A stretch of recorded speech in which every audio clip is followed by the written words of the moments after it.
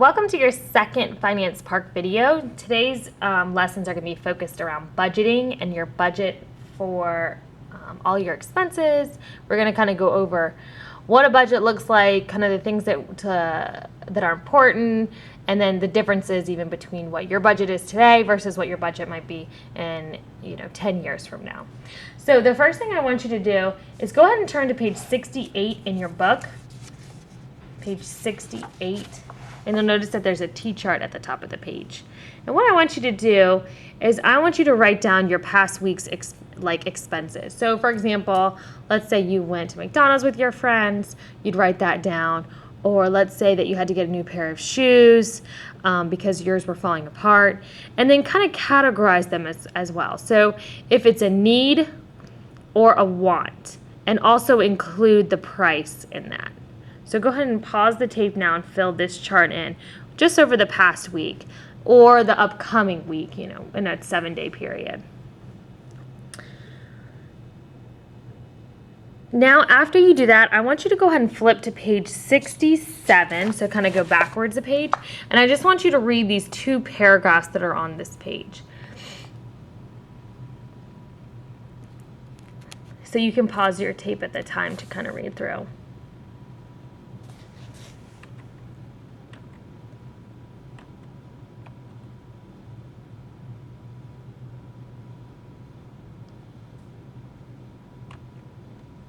Okay, so now we're going to kind of talk a little bit about what a budget is.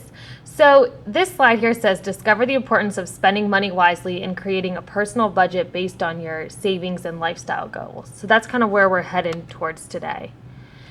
So some vocabulary that you kind of need to know: expenditures, like money that is spent on goods, services, and bills. Impulse buying, that's like when you go out to the store and you're like in those little, they even call them impulse buying shops, where you spots in the store where they have those little goodies that they want you to buy at the end, or for advertisement too, like the buy one get one free or buy one get half off, that kind of stuff. So impulse buying, something you were going to the store for but you didn't necessarily need or weren't looking for, but you bought it anyway. Long-term goals, we've already talked about this a little bit. Long-term goals are plans that take a year or more to accomplish, and of course your short-term goals are the plans that you can accomplish within 3 months to a year. So now we're going to go ahead and talk a little bit about what a need is versus what a want is. These are some examples of what needs are: survival essentials like food, water, clothing, shelter, and then kind of think about some other things that you need to buy to satisfy just your needs. Wants are here talking about goods, services that make people more comfortable or content, but not necessarily essential to survive. So we have a picture of like a vending machine on here. That would be a want. Yeah, you probably could, if you're thirsty, you could stop at the water fountain and get something to drink, but you might want, a fruit drink or a soda or something like that. Needs can be met in different ways. So think about these kind of questions. You need water, but do you need like Fuji water? You need food, but do you really need a bag of like Lay's potato chips? You need clothing, but do you really need to have the most popular, designer jacket or the most newest, $500 pairs of shoes? You need shoes, but do you really need the most expensive shoes? So this is what do you want? So kind of think now about what's important to you. Do you have goals? Do your goals reflect what's important to you? Do you have an idea of what you want your future to look like? It's important to plan for the future. Goals can be monetary, like something you want to buy or need to pay for, like a car or college. Goals can also be personal, such as forming a band, meeting new people, getting into a club or team. Often personal goals have some cost attached, such as club fees, uniforms, or lessons.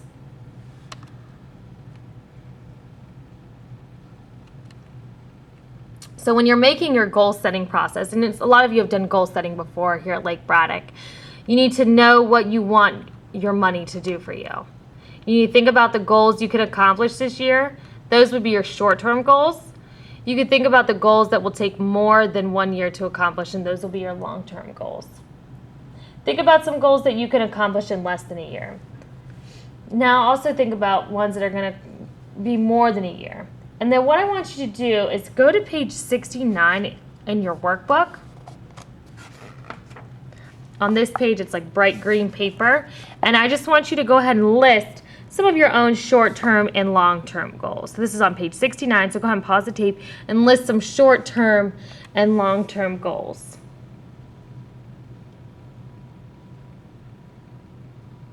If you limit your spending now, then you'll have more money to save for your future goal. So the next part of this is making choices is hard, of course. To reach your goals, sometimes you have to make hard choices. No one can have all the things that they want. Choosing how you spend your money now can help you meet your goals in the future. So kind of think about that, yeah, it might really seem like today you really want, a Starbucks coffee, but maybe you have to save that $5 so that way you can, go out to dinner with your friends, or you can go see that next movie, or you can, do something really fun with your money, or so you can save up to get a new video game or something like that. So kind of think about, that's what it means when it says making choices is hard. And then choose to spend wisely. Think about an item before you purchase it. Is it a necessity? Do you really need it? Are you going to survive without it, or is it a luxury? Can you manage without it? Is it an essential to meet goal? And this will kind of stop you from also doing that impulse buying that we were talking about a little bit earlier. So here's the whole category on impulse buying. Stores and advertisers have made methods to encourage you to spend your impulse purchases. If you look on this slide, it's talking about sale, the discount that everybody likes to see, the special of the day, having things a certain percentage off. Tactics that stores also use is store layout. A lot of times they'll hide things that are really essential. Like if you go to the grocery store and you're trying to get to the milk's never usually in the front. Usually have it kind of in a back corner. The whole point of that is they're trying to get you to walk through their store so that way you see some other things along the way that you now are like, oh, that's really cool. Like, I think I'm going to grab this too. And it kind of gets you to impulse buy. Also, advertising, whether it's advertising within the store or whether it's sending advertisements home for you to know what that store has for sale. Price promotions, and then also product demonstrations. A lot of you have probably been to some grocery store before, either like Wegmans or Costco, and they've had product demonstrations there. The product demonstrations are like when you go in like a little tasting, or they have something really cool. There's the guy trying to sell something that's a new product. And it really impulses you to buy it because you're like, oh, yeah, that tastes so delicious. Now I have to have it. So those are some ways that stores, tactics that they use for impulse buying. So now what I want you to do is go ahead and turn to page 70 in your book. On the top it says impulse buying, and it's asking you under each appropriate heading make a list of different tactics used by retailers that encourage impulse purchases. So for example, for advertising, you could say they send weekly ads home with information about their sales, what they have going on in their store, etc. So go ahead and complete this here, and just like 1 or 2 ways is enough. You don't need to go in crazy detail. If you want to draw some pictures and kind of make it like that, that's totally fine too. So go ahead and complete page 70 on different tactics that you've seen or maybe you think would be a good idea for how to get somebody to spend money if you were in the store.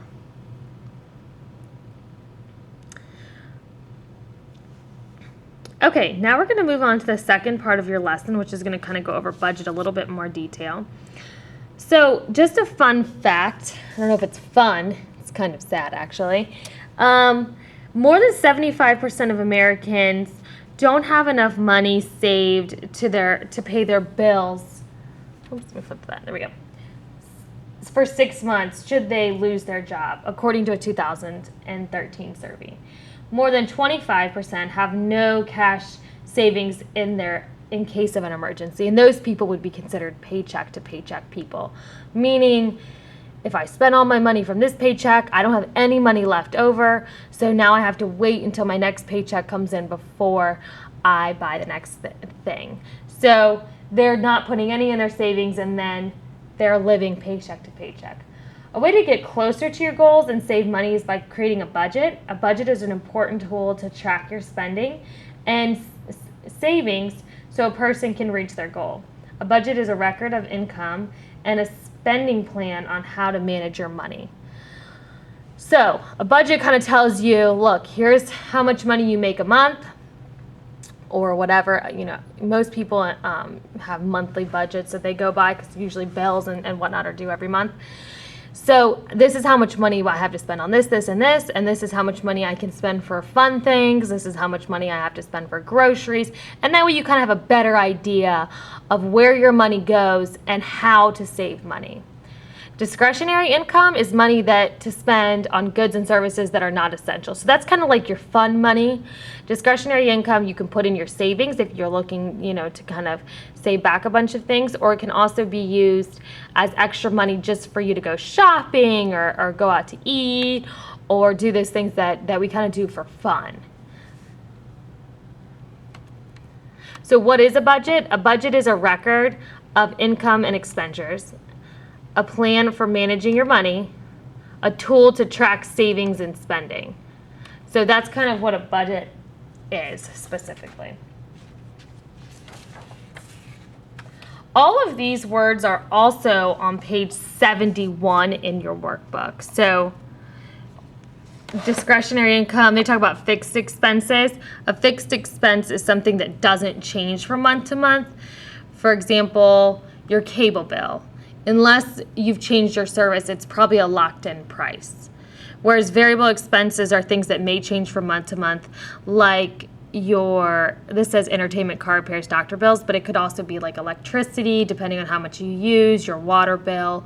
That's usually pretty consistent. But if you're not using a lot of electricity, or your parents probably have yelled at you before about the air conditioning or the hot water, those things can fluctuate depending on how much you're using. Okay, now what I want you to do is go ahead and turn to page 72 in your workbook, to this page that says at the top, budget categories. And what I want you to do is I want you to fill in this chart with typical expenses that you would use. For example, like housing, food, hygiene, etc. So you might actually want to stop the tape now and maybe ask your parents, what are some typical family household expenses? So the examples on here are transportation. So if your parents drive their car to work or even just around, or they ride the bus, metro, or they have a car payment, all of those things are part of your transportation. Clothing, like if you have to buy new shirts, shorts, some other things, like I said before, maybe how much money you have to spend on food each month and those kinds of things. So what I want you to do is fill in these circles here with the general budget category. And then as you work your way out, kind of fill in one or two things that would fit under that category.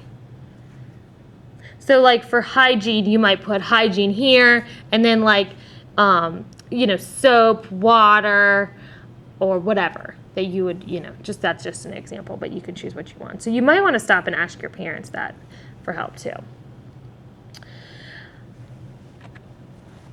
So after you finish this, you might want to pause this now if you're not done. But after you finish this, so here's the typical average family budget. And it might not be like yours. Your family might spend more in the category. The national average this is a national average from all across America. So this includes really high income families to low income families, as well as families with many children or 19 kids, or up down to having no kids. So that's what, this is like the average one. So you may have the same categories, but the percentages might be a little bit different.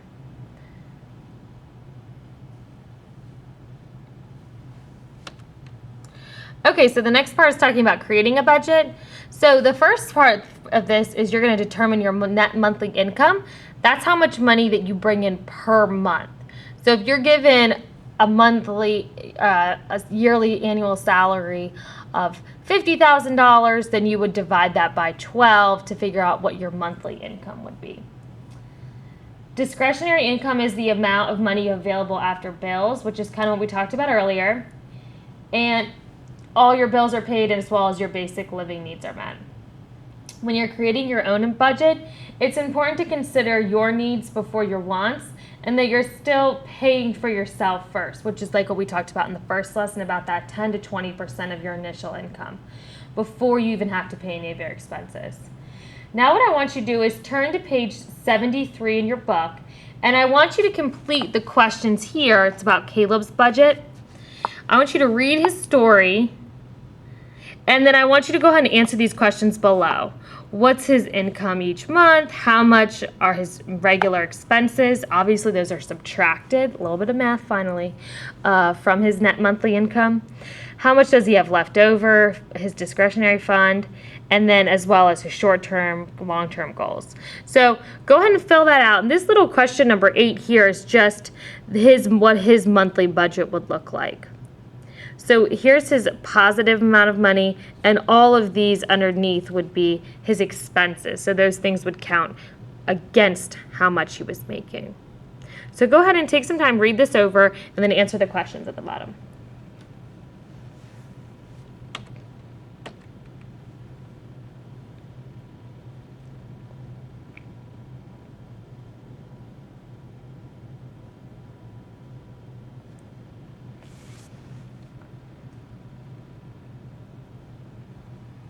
Okay, so now we're just going to go ahead and I just want you to look over these 2 vocabulary words on this page. I think these are also in your book. Yes, if you could read page 75 in your book. So go ahead and read that over.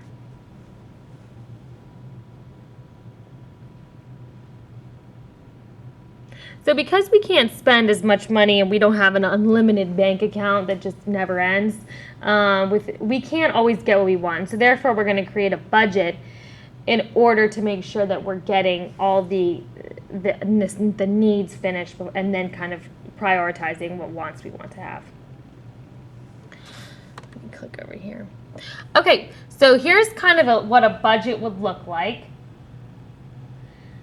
So we have a bunch of different incomes. Here's the income 1, income 2. This could be a 2-person, or this could be you working 2 different jobs, and then maybe that's like an extra job you do on the side.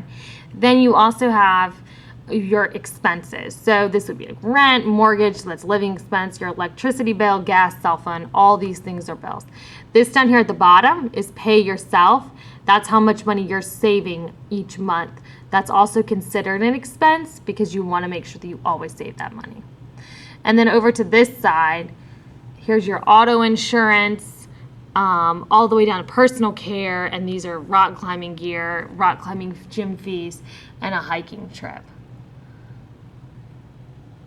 So if you look, they have like a little model of your expenses each month, and that's usually how it is. You usually have a ton of expenses, and there's only a little bit of money left over. Without a budget, it's really easy to spend more money than you should. It's really easy.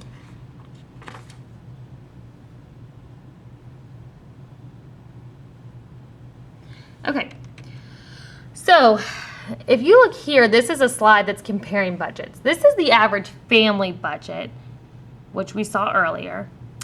And this is the average teen spending budget, which is different. So don't let the colors fool you. It's a totally different category that's in red there, and blue as well.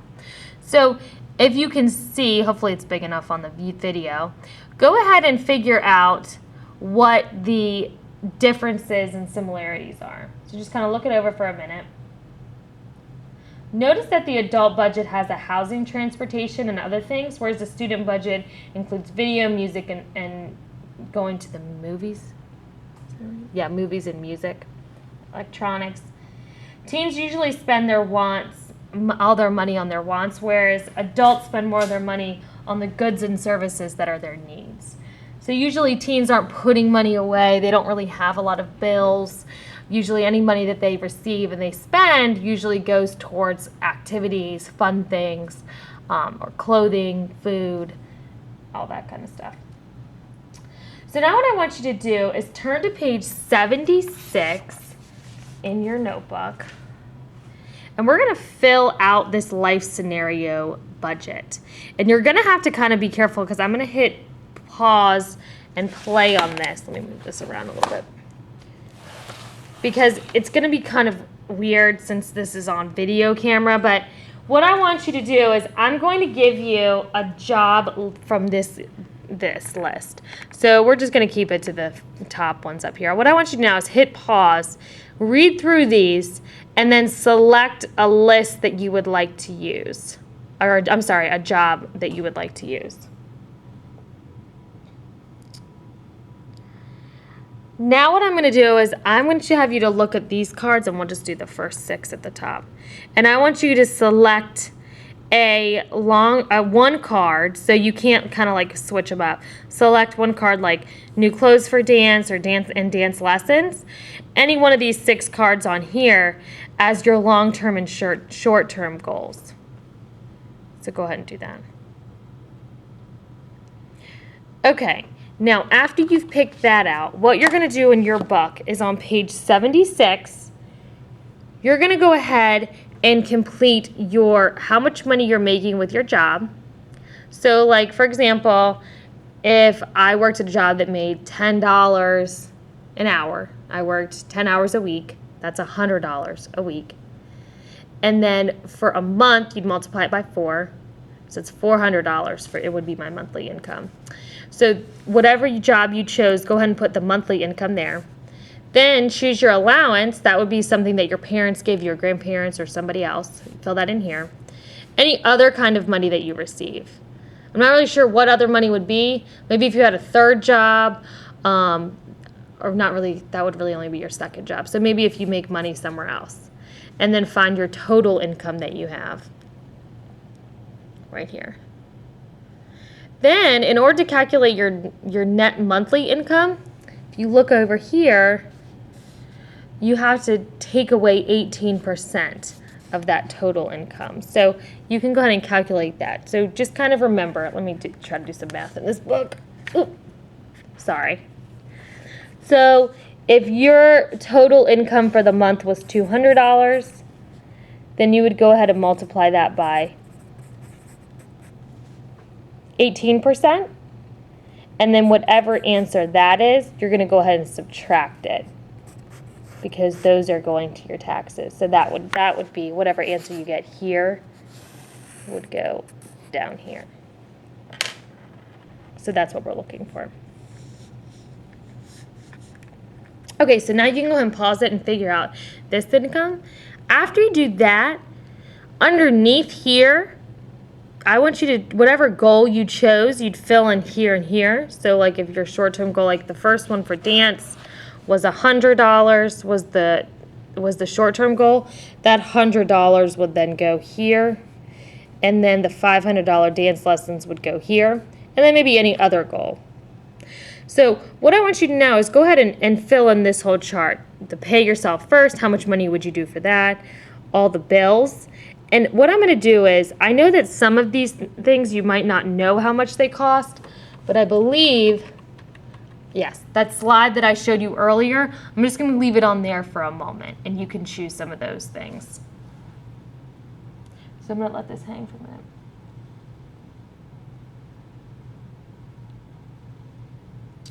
So that's pretty much it for the budget lesson. Let me kind of go over what should be done for next week. And both of these videos are going to be due next week.